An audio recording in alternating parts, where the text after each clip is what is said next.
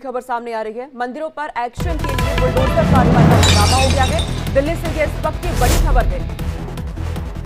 मंदिरों पर एक्शन के लिए बुलडोजर कार्रवाई पर हंगामा हो गया है। हंगामे के बाद सीएम रेखा गुप्ता ने कार्रवाई रुकवाई है। मयूर विहार 2 और 3 प्राचीन मंदिर को, यहाँ पे 3 प्राचीन मंदिरों को गिराने का डीडीए ने आदेश दिया था। नोटिस में मंदिरों को ग्रीन बेल्ट में होने का हवाला दिया गया था। सीएम रेखा गुप्ता के हस्तक्षेप के बाद यहां पर कार्रवाई को रोका गया है। दिल्ली से ये बड़ी खबर है। मंदिरों पर एक्शन के लिए बुलडोजर कार्रवाई पर हंगामा हो गया है। हंगामे के बाद ही सीएम की तरफ से यहां पे कार्रवाई को रुकवा दिया गया है।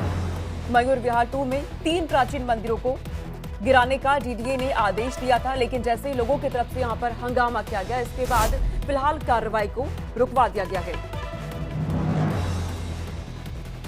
दिल्ली से ये जानकारी सामने आ रही है।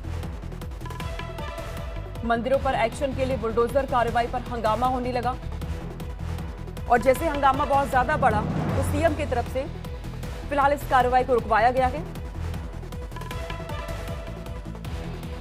मयूर विहार 2 में 3 प्राचीन मंदिरों को गिराने का आदेश था, लेकिन आदेश के बावजूद यहां पे हंगामा हुआ और जैसे हंगामा बढ़ता है फिलहाल कार्रवाई को रोक दिया गया है। तस्वीरें भी सामने आई है। यहां सीएम रेखा गुप्ता की तरफ से खुद इस कार्रवाई को रुकवाया गया है। मंदिरों पर एक्शन के लिए बुलडोजर कार्रवाई यहां होनी थी और इस खबर पर ज्यादा जानकारी के साथ हमारे साथ न्यूज रूम से आयुषी जुड़ गई हैं। ज्यादा जानकारी वो देंगे। आयुषी, मंदिरों पर एक्शन होना था, बुलडोजर कार्रवाई लेकिन फिलहाल रुकवा दी गई है, क्या अपडेट मिल रहा है आपको? जी बिल्कुल, आपको बता दूं दिसंबर 2024 में डीडीए की तरफ से कुछ मंदिर मस्जिदों को चिन्हित किया गया था जिनको अवैध करार दिया गया था, जिनको डिमोलिशन करनी थी। ऐसे में कल देर रात पहले तो डीडीए की तरफ से एक नोटिस चस्पा किया जाता है उस मंदिर पे और सुबह 3 बजे कम से कम 10 से 12 बुलडोजर, कई पुलिस अधिकारी और जो अधिकारी हैं वो पहुंच जाते हैं। अब ऐसे में स्थानीय लोग वहां पे पूरी रात सोते नहीं हैं। मंदिर को बचाने की पुरजोर कोशिश की जाती है। स्थानीय विधायक को आधी रात बुलाया जाता है, जो कि रविंद्र नेगी हैं पटपटगंज से। स्थानीय विधायक को बताया जाता है कि मंदिर सिर्फ यहाँ पे सिर्फ एक मंदिर ही नहीं, आसपास और भी दूसरे धर्मों के जो चीजें हैं वो आपको मिल जाएगी जो अवैध रूप से है, तो आप सिर्फ मंदिर को टारगेट ना करें। और ये जो नोटिस जो हमें चस्पा किया गया है, ये आम आदमी पार्टी सरकार में फैसला लिया गया था, तो आखिर ये सरकार इस फैसले को कैसे कंटिन्यू कर रही है और क्यों कर रही है? जिसके बाद स्थानीय विधायक ने मुख्यमंत्री रेखा गुप्ता को फोन लगाया और मुख्यमंत्री रेखा गुप्ता के फोन के बाद डीडीए ने अपना बुलडोजर वापस लिया। यानी कि कल पूरी रात पटपटगंज इलाके में, आपको बता दें, हाई वोल्टेज देखा गया है, लोगों का गुस्सा देखा गया है, नाराजगी देखी गई है कि आखिर मंदिर को रातों रात आप कैसे ध्वस्त कर सकते हैं। आप देर रात एक नोटिस चिपकाते हैं और अगले दिन बुलडोजर लेके सुबह 3 बजे पहुंच जाते हैं। तो जो तमाम चीजें हैं जिसको लेकर स्थानीय लोग काफी गुस्से में थे।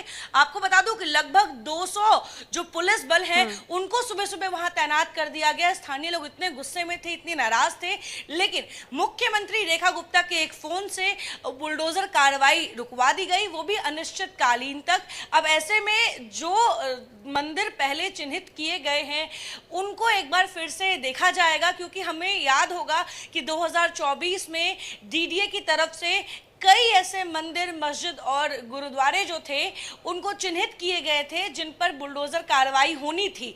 अब ऐसे में उस वक्त कुछ मंदिरों के साथ हुआ भी था जहां पे 100 मीटर या 20 मीटर, 25 मीटर, 30 मीटर जो अवैध जमीन जो रोड साइड है उसको डीडीए ने बुलडोजर से हटवाया था।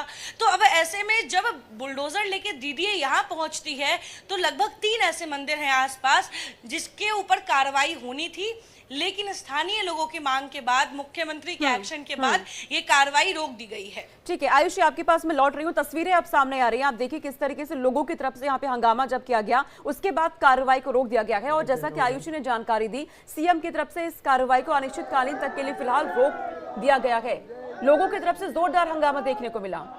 3 मंदिरों को गिराने का यहाँ पे आदेश था डीडीए की तरफ से, लेकिन फिलहाल बुलडोजर कार्रवाई को रोक दिया गया है। लोगों की तरफ से जमकर इसका विरोध हुआ। स्थानीय लोगों की तरफ से साफ साफ यहाँ पे कहा गया कि ये मंदिर नहीं गिरना चाहिए और जोरदार हंगामा यहाँ पे होता है। आयुषी लगातार यहाँ पे हमारे साथ बनी हुई है। आयुषी, स्थानीय लोगों से आपने बातचीत भी की होगी, स्थानीय लोगों की तरफ से ये अब जिस तरीके से सीएम की तरफ से रोक लगा दी गई, इसके बाद क्या कुछ कहा जा रहा है?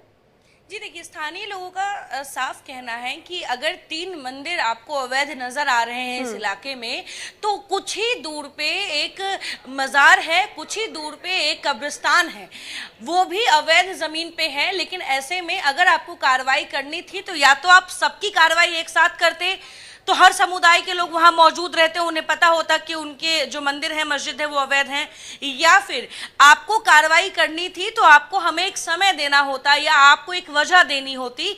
इस तरीके से आसपास जो मंदिर है, जो मस्जिद आसपास जो मस्जिद है, मजार है या फिर कब्रिस्तान है, उन पर कोई नोटिस नहीं चिपकाया गया, ये स्थानीय लोगों का कहना है।